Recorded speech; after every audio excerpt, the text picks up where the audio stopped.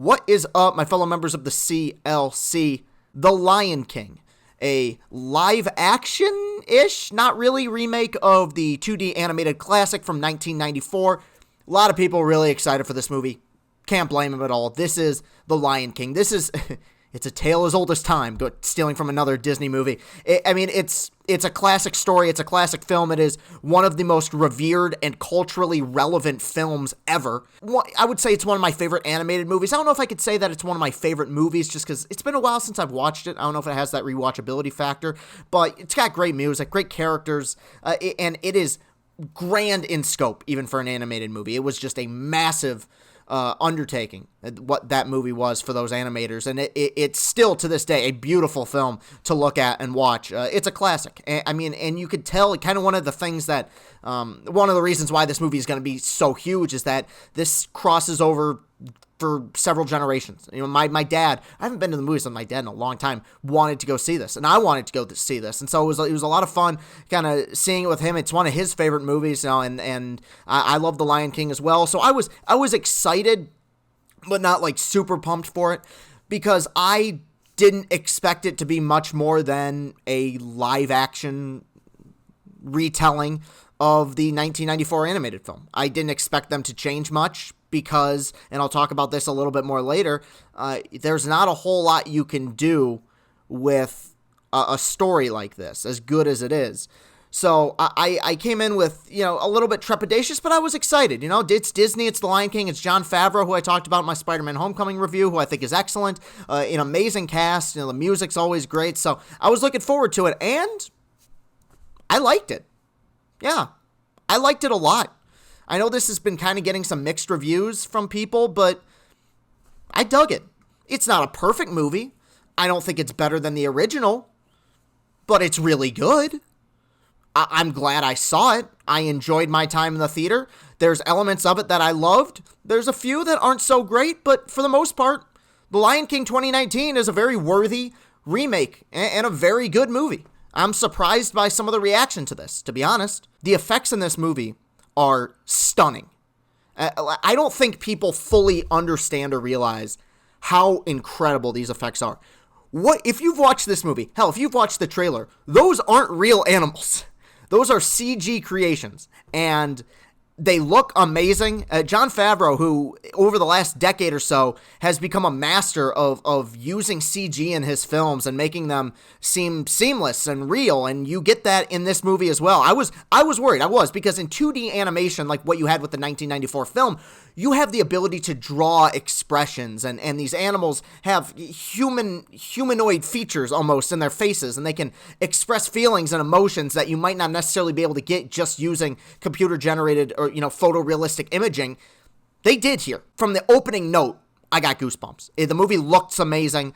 The voice acting is really good for the most part. You know, I think they probably didn't have to cast some of the A-list stars that they didn't here, but they did anyway. Like, as much as I love Eric Andre and Keegan-Michael Key, I mean, they're barely in this as the hyenas. No surprise, but there is no person who could voice Mufasa other than James Earl Jones. And this man is 88 years old, and I've heard some people say, you know, he doesn't sound, you know, as good as he did. I didn't notice it at all. I thought he sounded just as incredible as he did back when he originally voiced this character in 1994. I thought he was fantastic. I love John Oliver, so I thought him as Zazu was really a lot of fun, and I'm happy to see him succeeding, because I think he's genuinely a genius comedian. I think his show is hysterical, and so I'm happy for him. But the big kind of standouts for this movie are Billy Eichner and Seth Rogen as Timon and Pumbaa, and they're fantastic. I mean, Seth Rogen, I don't know if there's an actor that's had a better decade than Seth Rogen. I mean, he has been in some of the most profitable and well-received films of the last decade. I mean, this, and while it might not be the most critically acclaimed thing, it's going to be a huge hit. Steve Jobs, which he got an Oscar nomination for. 50-50, which is one of my favorite movies and one of the most underrated movies of all time. This Is the End, which is one of my favorite comedies ever. The Night Before, The Interview. Like, this is a guy who's had a really good decade and is more talented than people let on. The Disaster Artist, another one of my favorite movies of the decade. Seth Rogen rules. Chiwetel Ejiofor as Scar, in my opinion, and this might be a hot take, tops Jeremy Irons. I didn't think that was possible, but Scar in this one, I hated more, and I mean this as a compliment because he is the villain. I hated Scar more in this movie than in the original. And a lot of it's the same dialogue, but there's something just so pathetic, once again, a compliment, about the way that Chiwetel Ejiofor voices this character that I found just very slimy and ultimately, rewarding as a viewer. But there are moments in this film that are hard to watch, especially if you have young kids. But, it was like that in the original. And that's kind of where some of my surprise for the mixed reception for this movie comes in, because I don't know what people were necessarily expecting here. Like, if they would have drastically altered kind of the blueprint that the original put forth, people would have freaked out. They could have done something radical, like, I don't know, made Simba a girl or some shit, and called it the Lion Queen, or added hip-hop beats to the music, something like that, and people would have lost their minds. And so with this, they give you essentially everything you want, and yet people are complaining. And as much as I love nerd culture and fandom and film analysis, this is one of those situations where I just don't know if they could have won. And I'm not saying it's a perfect movie, and I'll get into my negatives here in just a second, but I think there's a lot of things in this film that people are ignoring. One of the big negatives I've heard, and one of the big words I've heard thrown around about this movie, is that it's soulless. I can't go there.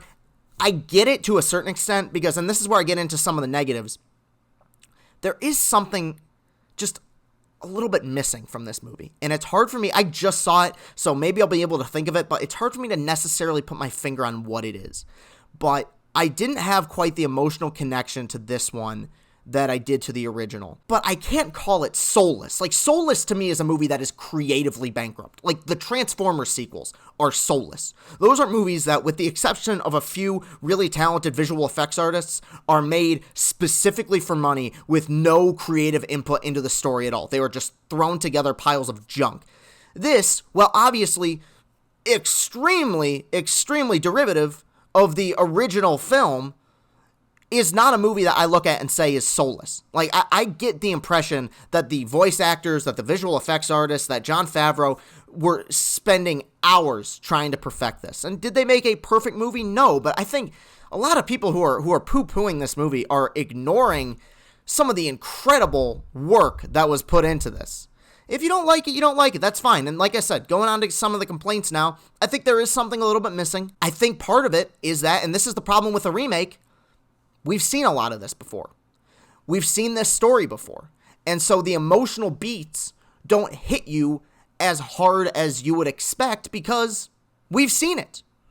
It's not done poorly, but that's the dangers of doing a remake, especially a remake of a film that, despite being 25 years old, is still incredibly relevant and well-known. The other issue I have is that some of the musical numbers are lackluster. The music, for the most part, is good. I mean, it's basically the same as the original, so it's hard to complain, but they were a little bit uninspired. I thought the opening number was spectacular.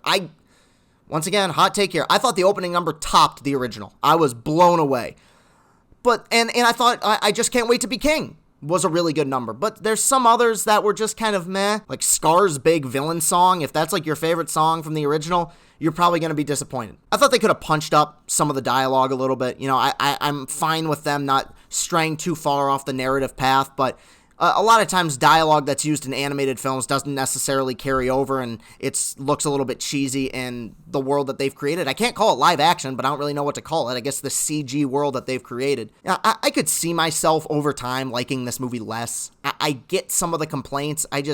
This is almost exactly what I expected. Maybe even a little bit better than I expected. They didn't take any risks, but I don't think you can take risks with The Lion King, because if you take risks with such a sacred, beloved story, people are going to freak the hell out. But I think for an experience, you have to see this in theaters. I mean, just for the opening scene alone, and for the CG, and for the sound design, which is just amazing. I saw this in like my local theater, which is kind of a dump. The theater was shaking during that stampede. So there's a lot of things about this movie that I like. A lot of them on a technical level, and maybe over time I won't enjoy it as much, but yeah, I guess maybe I'm that guy. A lot of people have been mixed on it.